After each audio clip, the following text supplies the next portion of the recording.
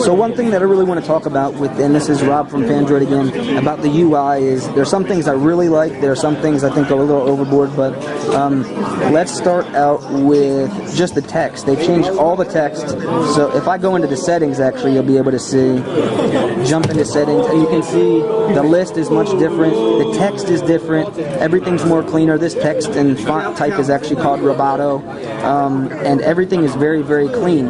But another thing they've done is go with what they call magazine style. I almost want to call it the WebOS card style, because you can see if I go to the settings, you have this, I agree, very magazine-like, but if you remember the Palm Pre cards with what you have running and open, and you can flick it and get it to no longer be used. So I like it, but it definitely reminds me of the Palm Pre, WebOS. But this is not only in, you know, your task menu of what you're doing. If you go to the browser, and this is pretty much apparent everywhere. It's in your browser, it's in contacts, and it looks like Wi-Fi is going to be acting up. So let me go back here and jump into contacts. Let's see.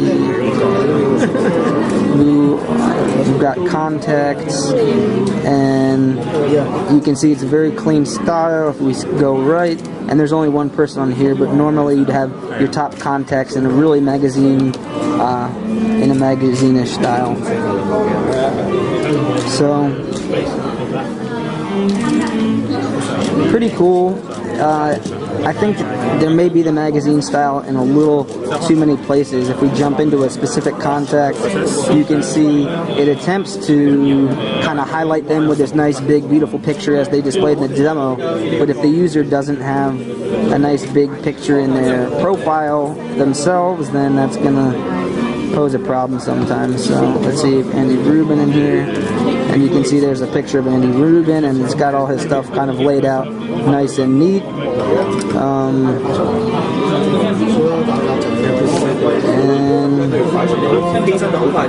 let's go to menu, and you can see this provides a quick jump to everything we're doing.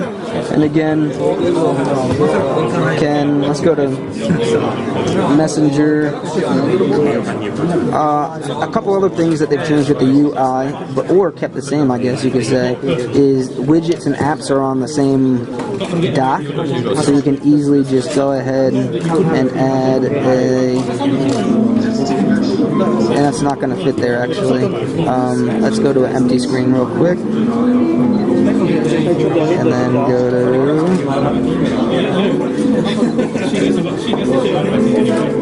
we can go right there.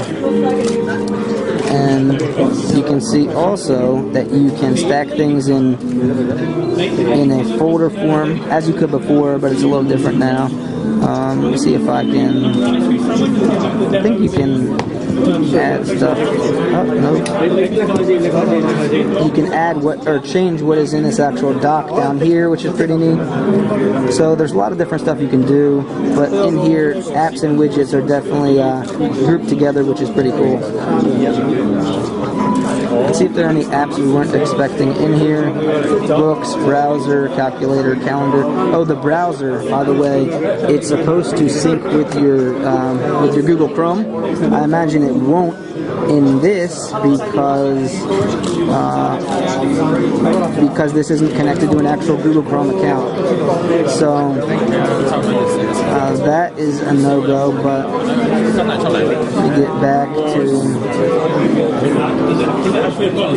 the apps. See gallery, maps, market messaging. So it doesn't look like by default they've got anything too different in here. The calendar app's a little different, and again, it's much easier to tell this stuff if you've got this input with real live data, which is why, you know, full reviews are so good, because it provides real information and test circumstances. And there looks like there's a couple things in here. Pinch and zoom on the dates are really cool, so you can really hone in and see the details of certain events that are going on, depending on what you're trying to figure out about your calendar. So definitely like the new calendar inclusion. It looks like that's about it for the core apps that are built in. Let's talk a little bit about the camera though.